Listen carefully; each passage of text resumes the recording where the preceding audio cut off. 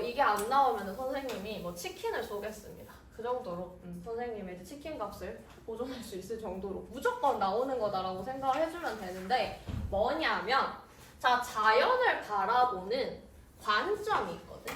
자 우리 지금 사회 과목에서 관점 진짜 뒷담 많이 보고 있는데 자 자연이라는 존재가 있어. 근데 이 자연을 바라보는 관점은 크게 두 개로 나뉘게 됩니다. 크게 두 개로 나뉘게 되는데요. 그게 시험에 진짜 무조건 나와요. 만약에 안 나오잖아. 선생님이 치킨을 한 마리씩 다 쏘겠습니다. 무조건 나온다는 거죠. 안 나오길 바랄 것 같은데. 자 인간은 오랜 시간 자연에 적응하면서 살아왔죠. 자연 속에서 뭔가 채집하면서 먹고 나뭇잎 같은 걸로 옷 만들어 입고 막 그러면서 살아왔어. 그러니까 우린 자연을 이용하면서 변화해 왔거든? 근데 인간은 자연을 여러 가지 관점에서 바라보게 됐다는 거야. 그러니까 같이 발전해가고 이용하는 과정에서 관점이 달라졌다는 건데요. 첫 번째는 인간 중심주의 자연관입니다. 인간을 중심으로 해서 보는 거야. 두 번째는 여기에서 이거 좀 문제점이 있는데? 라고 하면서 나타나게 된 관점인데 생태 중심주의 자연관이야. 그러면 약간 감이 오죠. 아 인간 중심이구나. 자연 중심이구나 보는데 미리 쌤이 스포를 해주면 이거 너무 극단적이에요. 둘 다 굉장히 극단적인 관점입니다. 한번 볼게요. 자 먼저 인간 중심주의 자연관인데 이 그림부터 한번 보겠습니다. 자 이 그림 보게 되면요. 피라미드가 그려져 있죠. 피라미드 우리 역사 시간에 신분제 같은 거 할 때 많이 봤는데 최상위에 누가 있어요? 인간이 있어요. 그리고 밑에서부터 굉장히 작거나 중요성이 좀 적다고 생각하는 동물들이 이렇게 있습니다. 이 그림 꼭 기억을 해줘야 되고요. 자 의미를 보게 되면 자연을 바라볼 때 인간의 이익과 행복을 우선적으로 고려하는 관점입니다. 여기가 좀 잘렸네요. 여기는 관점이고요. 자, 인간과 자연을 분리된 존재로 인식하는 이분법적 세계관에 선생님이 빨간색으로 밑줄 치고 동그라미 하는 건요. 핵심 키워드라는 거예요. 너희들이 똑같이 자료가 나왔을 때 이거 가지고 키워드를 찾아야 된다는 건데 자, 이분법적이라는 거는 둘이 숫자 2, 그 다음에 나눌 분수할 때 분이에요. 그럼 뭐야? 그냥 두 개로 딱 나눴다는 거야. 그러니까 인간이 이렇게 있고 자연이 이렇게 있어. 그러면 사실 우리는 어떻게 살고 있어요? 어우러져서 살고 있거든요. 근데 인간 중심주의는 이렇게 딱 나눈다는 거야. 전혀 같이 있을 수가 없어. 딱 나눈다는 거고요. 자, 그 다음에 인간이 자연보다 우월하고요. 우리는 우월한 존재라는 거야. 그리고 자연은 인간의 욕구를 충족시켜줘야 된다는 겁니다. 충족시킴.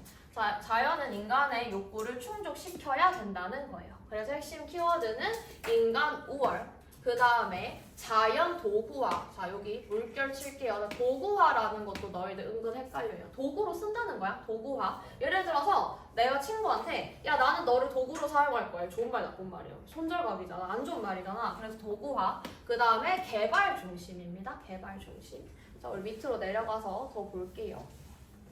자 여기서부터가 시험에서 많이 틀려오시는데요. 집중. 자 여기 집중입니다. 오늘 배우는 것 중에서 제일 어려울 수 있어요. 자 집중인데 사실 여기는 이제 선생님이 제일 싫어하는 말이지만요. 암기해 주셔야 됩니다. 암기해 주셔야 되는 파트고요. 보겠습니다. 자 먼저 데카르트라는 사람이 있어요. 데카르트 이 정도 암기해 줘야 돼. 자 데카르트는 인간은 이성을 통한 과학 지식을 바탕으로 자연을 이해하고 지배 동그라미 할게요. 자, 데카르트 하면 지배라는 키워드. 자, 그래서 자연은 인간이 소유할 수 있는 대상이에요. 진짜 자연을 그냥 인간의 손바닥 안에 둔다고 생각을 하죠, 이 사람은. 밑에 볼게요. 자, 인간은 주변의 모든 물체의 힘과 작용을 명확하게 알고 있음으로써 장인처럼 장인 뭔가 만드는 사람, 잘 만드는 사람 이 모든 것들을 적절하게 사용하고 이를 통해 자연의 주인이자 소유자가 될 수가 있다. 자, 지배, 소유, 주인, 소유자. 자, 지배는 주인이랑 같은 거죠. 소유자라는 이 두 가지 키워드 나온 누구? 데카르트다. 데카르트 누구? 인간 중심주의다. 꼭 기억을 해줘야 되고요. 자, 그 다음에 이 사람은 이름을 굉장히 잘 지었어. 이름 진짜 베이컨이에요. 진짜 베이컨이에요.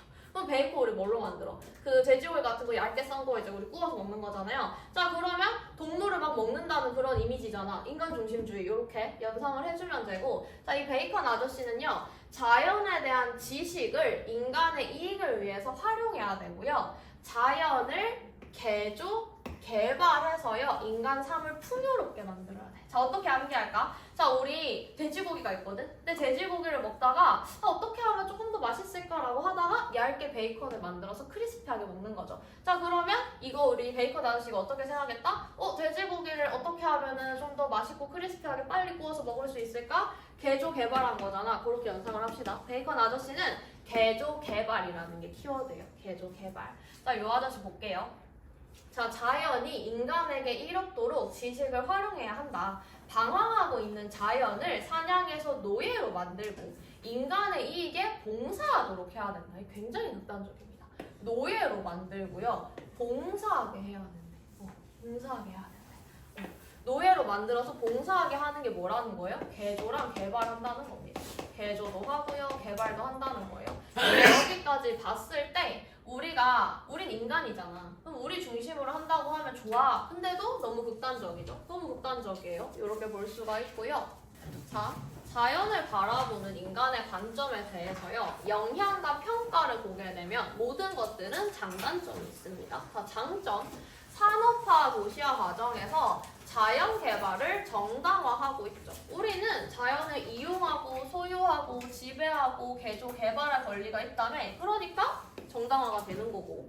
자, 인간의 생활 수준 향상과 경제 발전에 기여했죠.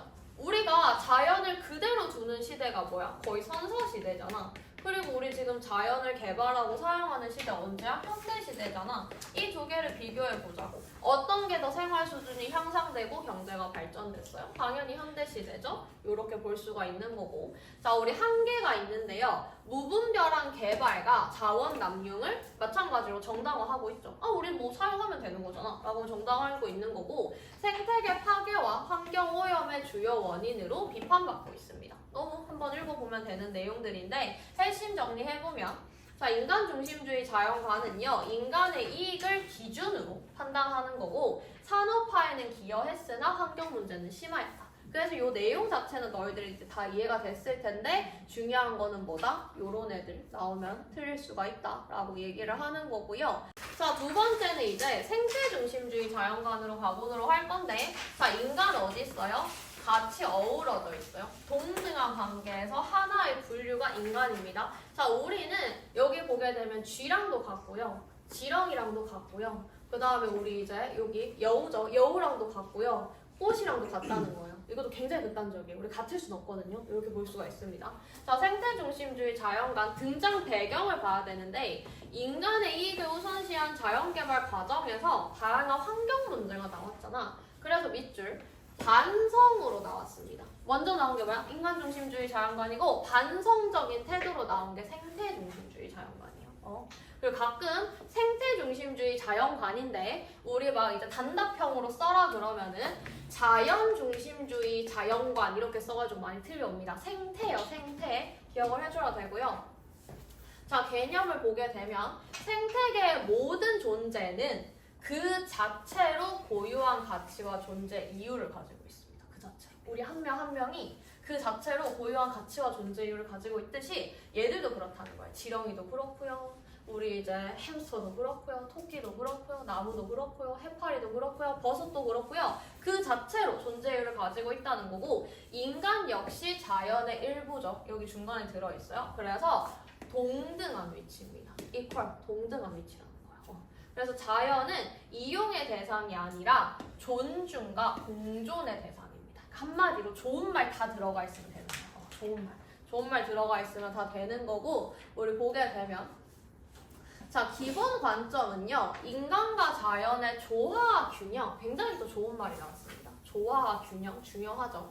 자, 그리고 생태계 유지를 위해서 인간은 자연에 대해서 밑줄 칠게요. 윤리적 책임과 의무를 져야 한다는 겁니다. 우리는 자연을 하고 있어, 자연을 이용하고 있지만 그거에 따른 윤리적 책임도 져야 되고, 우리는 의무가 있다는 것도 알고 있어야 된다는 겁니다. 그래서 존중, 공존, 인간도 자연의 일부, 그 다음에 윤리적인 책임을 져야 된다는 거 기억을 해줘야 되고요. 대표 사상가를 한번 보도록 하겠습니다. 대표 사상가 레오폴드와 네스라는 사람이 등장하는데 여기 밑에 있어요. 다음 장에 있는데 자 레오폴드는요. 공동체의 범위를 인간뿐 아니라 식물, 동물, 토양, 물까지 확대를 했고 자연은 개발 이용의 대상이 아닌 공동체로 존중을 해야 된다고 하는데 선생님이 힌트를 주면 앞에서 봤던 요 사람들 같은 경우는 이제 하나의 문제로 나올 수가 있거든요. 예를 들어서 이걸 딱 해놓고 누구냐? 딱 해놓고 누구냐? 이런 식으로 나올 수 있는데 우리 이제 생태중심주의 자연관에서 나오는 요 학자들 같은 경우에는 그런 식으로 나오기보다는 그냥 이제 뭐 네모박스에 나오는 예시로서 이거를 읽고 너희들이 아 생태중심주의구나 알 수 있는 정도로만 나와요. 다행히도. 자 보게 되면요. 네스는 환경문제 해결을 위해서는 부분적 개선이 아니라 근본적인 전환이 필요하다고 얘기를 했다라고 하는데 밑에 나오는 거 읽어보면 이 레오폴드 아저씨는 되게 유명해요. 그래서 예전에 이제 윤리와 사상 이런 데도 많이 나오시는 분인데 자 공동체의 범위를 여기까지 만약에 그래도 선생님 뭐 학교에서 지역적으로 나올 수도 있고 내신은 솔직히 어떤 부분에서 나올지 몰라. 자 그러면은 아 물까지도 포함했던 사람이 레오폴드구나 라는 거 기억을 해줄 수가 있고요. 자 그러면 어떻게 암기를 하면 되냐? 우리 오물이 뭐예요? 안 좋은 거잖아. 약간 똥오줌 그런 거잖아. 그래서 레오폴드 물까지 포함했다. 우리는 약간 임팩트가 센 단어일수록 암기가 오래가. 그래서 약간 뭐 오물 이런 식으로 쌤이 알려준 대로 암기해도 되고 아니면 그냥 너희들이 생각하는 걸로 아 뭐 물까지 포함했지 뭐 다른 거 어떤 걸로 할까라고 해서 연관을 해줘도 됩니다. 어쨌든 이런 식으로 암기를 한번 해주면 좋다는 거고 따라서 우리는 이를 지배와 이용의 대상이 아니라 공동체로 존중을 해야 된다라는 거고요. 네스 아저씨 같은 경우에는 생태계 위기를 근본적으로 해결하기 위해서는 개인적, 사회적 관행을 바꾸는 정도로는 부족하다. 그래서 생태 중심적 세계관으로 전환해야 한다라고 하는데 이 네스 아저씨는요. 우리가 보고 있는 생태 중심주의, 이 자연관 세계관이라는 단어가 그대로 사용이 됐습니다. 이게 힌트예요. 얘는 물까지 포함했다. 이 사람은 이 단어가 그대로 사용이 된다라는 걸로 좀 키워드를 잡아주면 좋을 것 같고요. 이것도 마찬가지로 의와 한계를 가지고 있는데 자 먼저 의미는 뭐냐면 인간과 자연의 공존을 강조하고 있죠. 그리고 현대 환경 문제 해결에서 중요한 윤리적 기준을 제시하고 있다. 당연한 말이고 자 여기서 별표 시험에 나오는 거 별표 3개 치겠습니다. 자 바로 한계점이 뭐냐면요. 생태계 보호를 위해서 인간의 개입을 최소화해야 된다는 점에서 현실성이 극히 부족해요. 그리고 이게 너무 극단적으로 적용이 되잖아요. 환경 파시즘이라는 단어가 나오게 되는데 환경 파시즘이 뭔지 같이 보겠습니다. 자, 생태계 전체의 선, 좋음을 위해서 인간이 포함된 개별 생명체의 선을 희생할 수 있다고 보는 극단적 생태 중심주의를 비판하는 용어인데 예를 들어서 우리가 자연을 보호하겠다는 거를 통해 가지고 인간이 피해를 입게까지 하게 되면은 이제 이것도 환경 파시즘이라는 건데 예를 들어서 우리 사람들이 이제 뭔가 어떤 거라고 해볼까요? 보육원을 지어야 되는데 우리 이제 아이들이 지내는 보육원을 지어야 되는데 보육원을 짓기 위해서는 어떻게 해야 돼? 큰 대지가 필요하겠죠. 그래서 저쪽에 자연을 조금 얘들 입장에서 봤을 때 파괴해서 건물을 하나 올리자. 근데 우리 보육원은 사회에서 꼭 필요한 시설물이거든요. 근데 이런 거 만들지 못하게 이 환경 파시즘을 하시는 분들이 앞에 팻말을 들고 서 있는 거야. 절대 여기에 건물을 못 올린다고. 자 그렇게 되면 지금 이제 공사가 늦춰지게 되고 당장 보육원에서 살아야 될 아이들은 갈 곳을 잃게 되겠죠. 이 정도로 극단적으로 환경을 생각해서 인간 생활에 피해를 주게 되잖아. 이거를 우리는 환경 파시즘이라는 단어를 씁니다. 굉장히 극단적인 거. 뭐 이 단어 정도만 기억을 하고 가면 돼요. 무슨 뜻인지 정도만. 자 그리고 내신 핵심 정리해보면요. 생태중심주의 자연관은 모든 생명과 이제 자연의 고유한 가치를 인정하는데 문제는 인간의 삶과 발전을 고려하지 못해. 그러니까 한마디로 뭐냐면 현실성이 굉장히 극히 부족합니다. 우리 개발 안 하고 어떻게 살 건데? 극히 부족해요.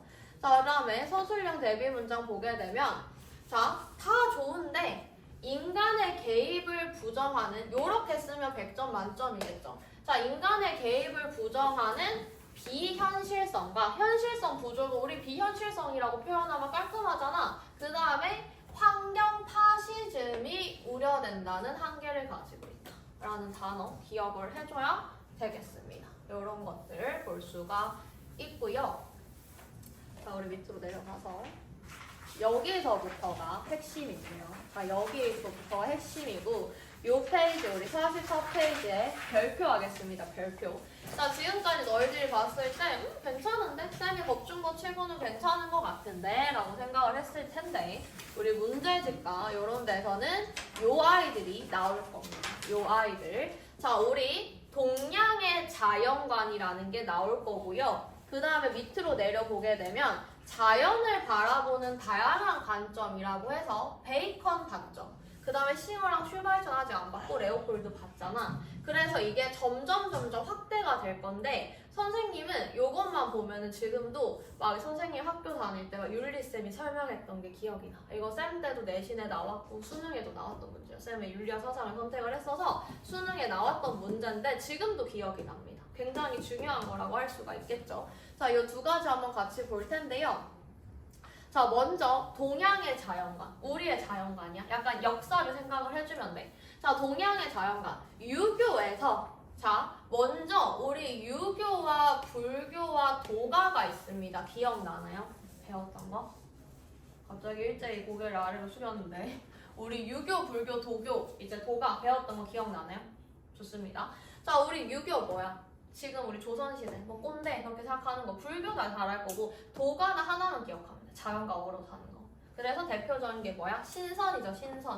보게 되면요. 자, 유교에서는 인간과 자연이 조화를 이루는 천인합일, 한자니까 어려울 거다 생각하는데 하늘 천, 사람 인이 합쳐진다? 어떻게 하나로 합일 된다는 겁니다. 그래서 하늘과 사람은 하나가 된다라는 건데 하늘이 대표적인 자연물이고 인간이 대표인 인간이잖아요. 이 두 개가 하나가 된다는 거야. 그래서 인간과 자연이 조화를 이루는 천인합일의 경지를 추구했다. 자, 그 다음에 우리 불교 같은 경우에는 인간과 동식물, 무생물, 물이랑 땅 같은 것까지 포함한 우주 만물이 그물망처럼 관련들 맺고 있다는 연기의 원리. 자, 선생님이 밑줄 치는 게 각각의 핵심 키워드인데요. 이 연기라는 게 사실은요, 우리 인연할 때 연자고 그러할 기자라고 해서 모든 것들이 인연으로 다 연결되어 있다는 거. 그래서 우리가 불교 같은 경우에는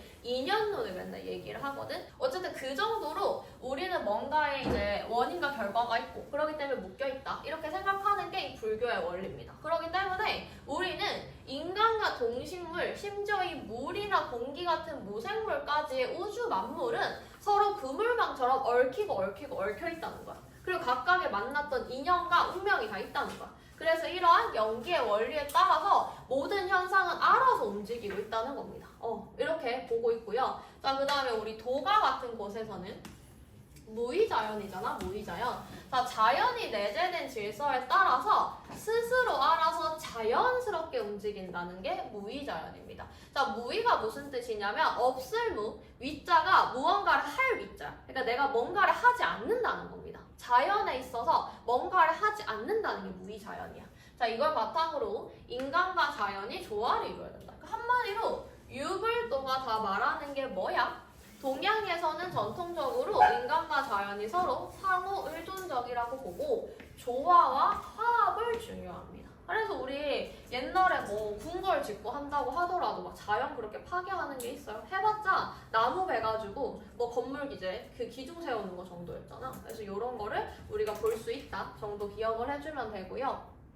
뒤에서 문제 풀다 보면은 선지로 구성이 되는 게 보일 거야. 그렇게 보면 되고, 자, 핵심은 이겁니다. 핵심은 이거고요. 이거는 너희들이 수능까지 무조건 나올 핵심 개념이라고 봐주면 되겠습니다. 선생님이 수능 칠 때도 나왔었습니다.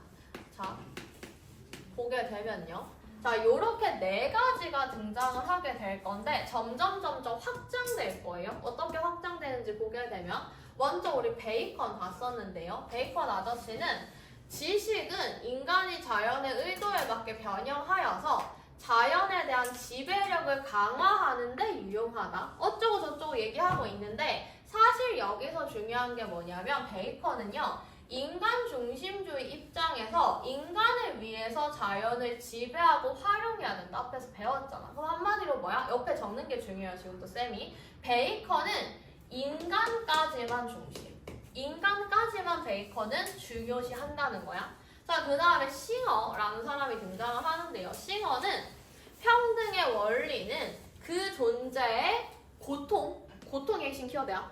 고통을 다른 존재의 동일한 고통과 동등하게 취급할 것을 요구한다. 자, 어려운 말 등장합니다. 밑줄. 쾌고 감수 능력은, 자, 쾌고 감수 능력이 뭐냐면, 쾌락, 좋은 거. 그 다음에 고통, 아픈 거를 감수, 내가 뭔가 이제 느낄 감. 그 다음에 이제 뭔가 느낄 숫자니까 내가 뭔가 그거를 감수한다라고 얘기하는 그 감수입니다. 그래서 내가 행복한 것과 고통스러운 것을 감수할 수 있는 능력이라는 건데 쉽게 말하면 좋으면은 행복해. 내가 맛있는 거 먹으면 즐거워. 그리고 누가 나를 때렸어. 아니면 내가 넘어졌으면 아파. 이걸 느낄 수 있는 게 쾌고 감수 능력이야.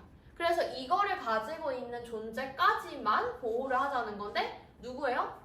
인간과 동물이죠. 인간과 동물로 확대가 됐습니다.